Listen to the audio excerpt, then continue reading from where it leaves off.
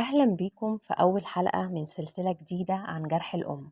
بعد ما خلصنا سلسلة جرح الأب، النهاردة هنفتح ملف حساس ومهم جدا: العلاقة بين الأم وولادها، وإزاي ممكن تترك أثر عميق في نفسيتهم لو فيها خلل أو نقص.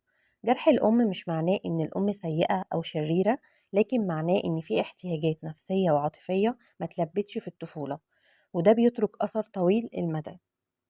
ما هو جرح الأم؟ جرح الأم هو شعور داخلي بالحرمان أو النقص بسبب علاقة غير مشبعة مع الأم.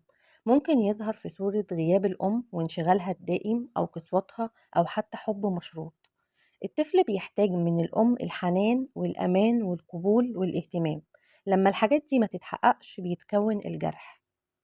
هاقول لكم أمثلة واقعية، زي مثلا بنت صغيرة بتحاول تلفت انتباه أمها لكن الأم مشغولة دايما أو بتنتقدها، والبنت بتكبر وهي حاسة إنها مش كفاية.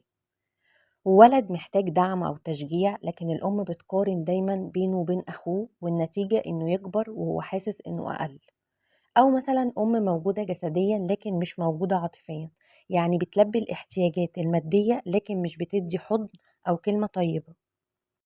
الفرق بين جرح الأم وجرح الأب: جرح الأب مرتبط بالشعور بالأمان الخارجي والدعم، أما جرح الأم فمرتبط بالشعور الداخلي بالحب والقبول.